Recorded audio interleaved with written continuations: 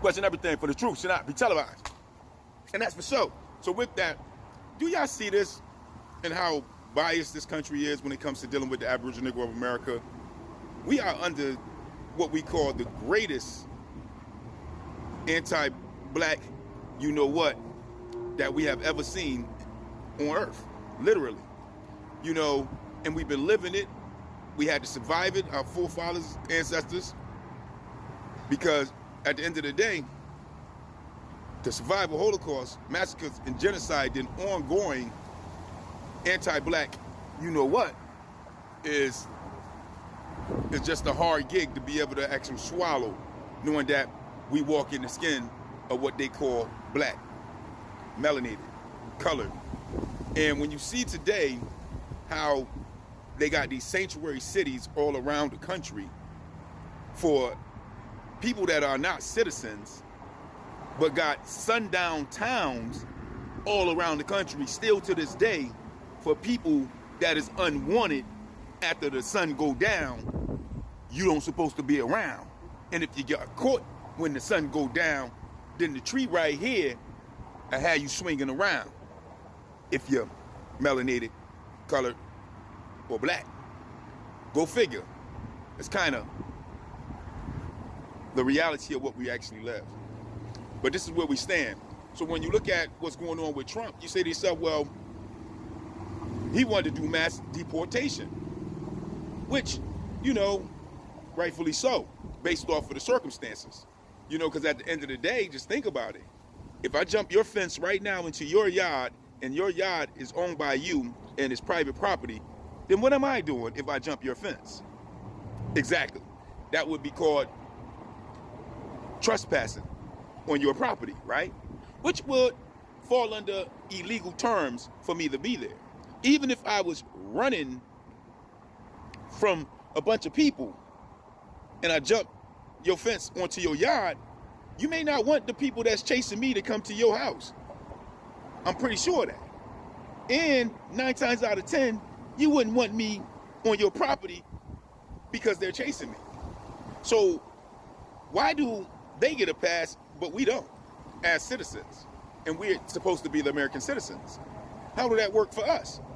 If you're hungry and you haven't ate in 3-4 days because you're defunded, sort of say, and you just walked into the restaurant and decided you was going to eat because you're hungry, because circumstances in the world keeps you from being able to achieve the ability to feed yourself, regardless of how you feel and how you're hungry, to walk in that restaurant and just take some food would be illegal, regardless of that.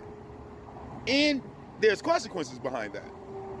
No different from, even though you're homeless or without shelter, and you see shelter over here, which is an abandoned building or house that ain't being occupied, and you go into it, you find that you can still be trespassing on either the bank's property or somebody else's property that they're not really taking care of or utilizing at the time, thus make it illegal for you to be there. So these are some of the things you need to think about when you think about sanctuary cities. Because when race riots was popping off all throughout America against our people, we didn't have sanctuary city. We had nowhere we can run, nowhere we can go. They even got stories and movies about Harriet Tubman running to the North, just to find out that the North was doing the same thing the South was doing. Shh, quiet as kept, because they don't talk about it. But this is the reality of what we deal with. So here we are in 2024, where there are sanctuary cities all around the country, allowing people to come in without going through the proper channels of coming in, and giving them opportunity, benefits, cash, and many other different economic foundations for them to have a base here in America, when you and I, as the citizens, we're not getting none of that. How did that work? How did that make you feel? That there's places that people can go and be in a sanctuary city when you was running as the POW, aka enslaved on your own land, you had nowhere to run, nor did they care, nor did they have sanctuary cities. And even after all that was said and done, they hit you with Jim Crow laws, they hit you with redlining, they hit you with Red Summer riots and many other different things, man. And this is why we talk about reparations. Because see, they know what they're doing. We just got to understand that they know what they're doing and have them own up to it. Because at the end of the day, they the ones who did it. How could they not know what they're doing? And they're the ones who controlling the resources and the economics here, as well as the political outlook of our reality here. How could they not understand what is going on and what situations of ghetto slums and hoods and generational poverty that they have us under? They totally know. The key is you gotta own it, then make them own it by protesting about it, speaking out about it, and getting boots on ground, 10 toes down, and getting the information out on the fact of the matter that we owe for crimes against humanity. And then you gotta unify, which connect together and form grassroots, putting differences aside in order to build this truth of us being owed reparations. And this is why our people are in ghetto slums and hoods and being mass incarcerated more than any other nation in the world, based off of lack of resources that is kept by the system who's keeping us in a position of impoverishment by giving us a small trickle down effect on the sense of what it is to get any type of resources at all allocated solely for the Aboriginal Niggros of America. So if they can have sanctuary cities for those that are not citizens who haven't been through what we've been through from the states, the federal government and governments on the level of what's been done to us on their watch and on their own recondance by them taking part in it, then we need to hold them accountable as well. Why not?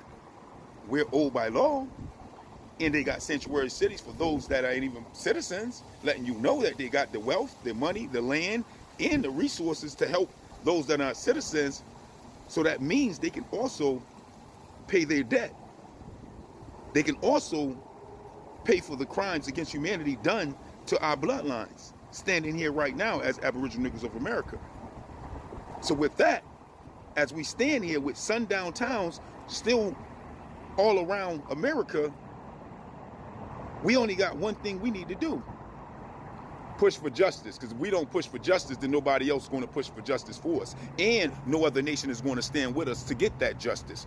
So with that stated, we no longer need to go out and try to help any other nations other than our own. If it ain't my people, then guess what? It ain't my problem, right? Well, that's what they say to us when it comes to our reality. Then guess what? That's what we'll say to them when it comes to their reality. And in turn, we'll unite amongst ourselves and do what we need and what's best for our people based off of crimes against humanity being done to our bloodline, Holocaust, massacres, and genocides that we had to survive in order for us to speak to each other today. And in turn, honor our ancestors and forefathers by what? Pushing for what is owed for us, which is reparations. And with that, I just don't get it. I just don't understand it. But that is the question. You let me know. Peace, peace.